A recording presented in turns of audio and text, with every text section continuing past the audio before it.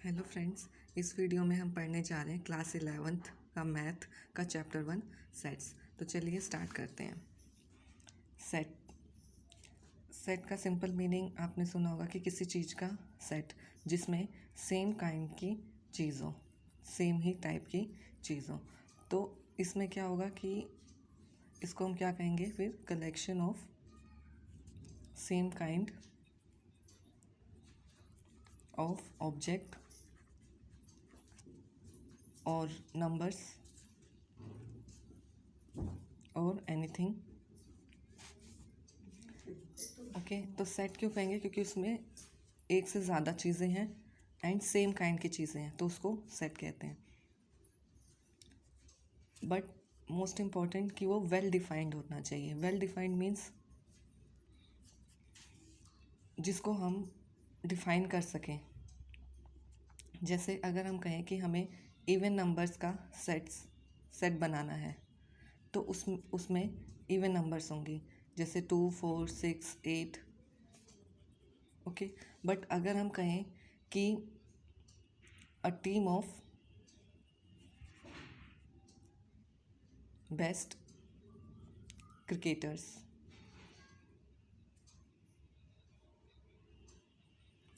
तो क्या इसका हम सेट बना सकते हैं? नो। वाई? क्योंकि हम ये डिफाइन नहीं है कि बेस्ट में तो कुछ फिक्स नहीं है कि कितने और कौन किनका हम इसमें नाम लिखेंगे या कितने हम बेस्ट क्रिकेटर्स बता सकते हैं। ये डिफाइंड नहीं है, ये चेंज होता रहता है। तो इसलिए इसका हम सेट नहीं बना सकते। सेट हम उन्हीं का बना सकते हैं जो फिक्स हो, परमानेंट हो, वेल डिफाइंड हो, जिसको डिफाइन किया जा सके। ओके, तो यहाँ पर क्लियर है कि किन चीज़ों का सेट बन सकता है, किन चीज़ों का सेट नहीं बन सकता। और भी आप एग्जांपल जैसे most talented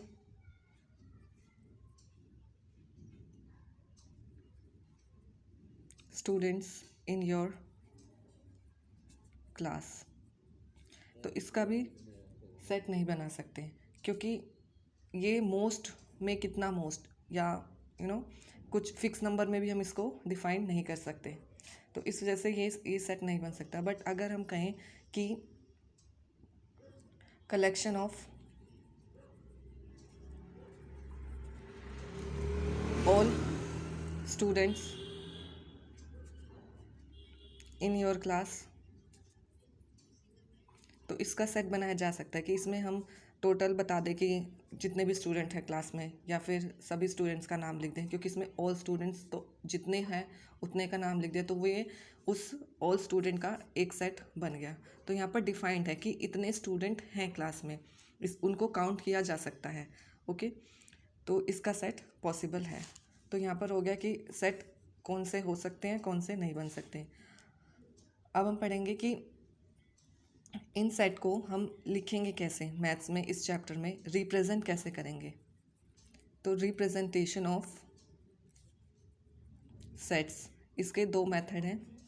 one is roster form, कि हम सेट को रोस्टर फॉर्म में डिफाइन कर सकते हैं, and other is set builder form.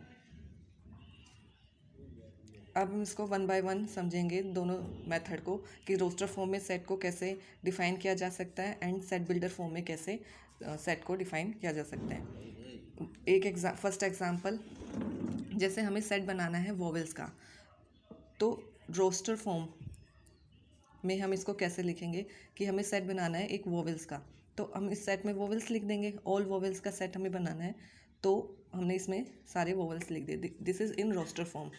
अब अगर इसी को हम सेट बिल्डर फॉर्म में लिखना है, सेट बिल्डर फॉर्म, तो हम यहाँ पे क्या लिखेंगे, एक्स। जैसे हम मैथ में कोई चीज़ अगर हमें नहीं पता होती, या नंबर्स को हम रिप्रेजेंट करते हैं एक्स से, तो यहाँ पर एक्स वाई जेड आप कुछ भी ले सकते हैं। तो ये फॉर्मेट है सेट बिल्डर फॉर्म में लिखने का। तो एक्स कॉलन, यहाँ पे फिर से एक्स की, अब हम स्टेटमेंट में लिखेंगे यहाँ पर कि ये किस चीज़ का सेट है। हमें यहाँ पे किस चीज़ का सेट लिखना है, ये वोवेल का, तो हम यहाँ पे लिखेंगे x is a vowel in English alphabet. Complete. तो ये क्या हो गया, सेट इन सेट बिल्डर फॉर्म में हम स्टेटमेंट में लिखते हैं। उस चीज़ जिस चीज़ का हमें सेट बताना है उसको हम स्टेटमेंट फॉर्म में लिख देंगे। एक्स मतलब कि यहाँ पर कि हम ये किस चीज़ का सेट बता रहे हैं उसको हमने एक्स से रिप्रेजेंट किया है। उसके बाद हम यहाँ पे उस स्टेटमेंट में लिख देंगे x is a vowel in English alphabet. यहाँ पर हमने इसी चीज़ को इस तरीके से लिखा है तो इसको रोस्टर फॉर्म बोलते हैं। क्लियर? और भी हम आगे एग्जाम्पल समझते हैं और अच्छे से क्लियर हो जाएगा। अब एक एग्जाम्पल कि हमें 2 के मल्टीपल्स लिखने हैं, राइट? तो हम क्या लिखेंगे, रोस्टर फॉर्म में कैसे लिखेंगे? 2, 4, 6, 8, 10,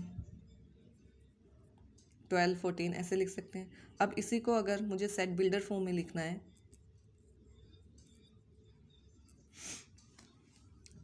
तो कैसे लिख सकते हैं? सेम एक्स से डिनोट कर रहे हैं इसमें, फिर अब इस चीज़ को हम स्टेटमेंट में लिख देंगे। कैसे? X is a multiple of 2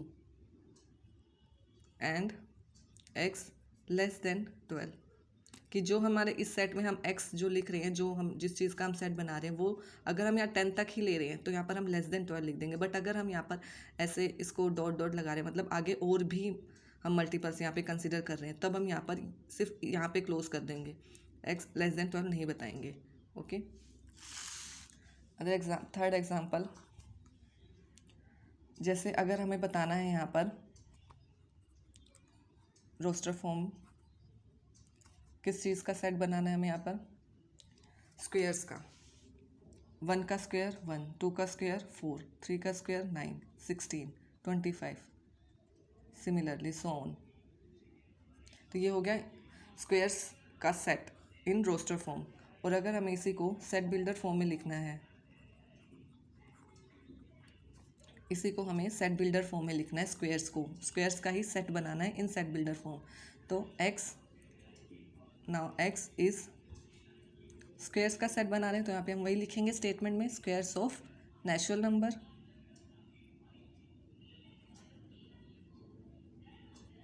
complete. Okay, अब आपको समझ आ गया कि रोस्टर फॉर्म में कैसे लिखते हैं और सेट बिल्डर फॉर्म में कैसे लिखते हैं।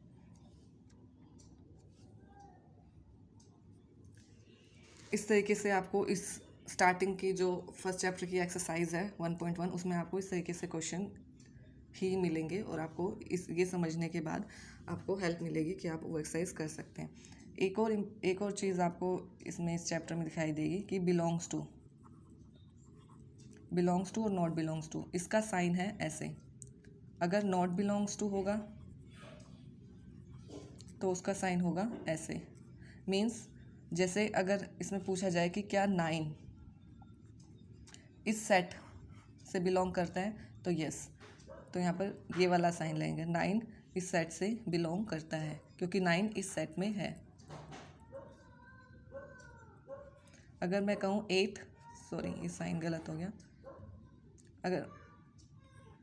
अगर मैं कहूँ 8, क्या 8 इस सेट से बिलोंग करता है? नहीं, तो 8 नॉट बिलोंग्स टू, तब हम ऐसा साइन लगाएंगे, 8 not belongs to this set. 8 इस सेट में नहीं आएगा, इससे तो we can say that 8 is not belongs to this set. Okay, thank you. अब आप इसकी हेल्प से 1.1 एक्सरसाइज कर सकते हैं एंड उससे आगे हम नेक्स्ट वीडियो में पढ़ेंगे। Thank you.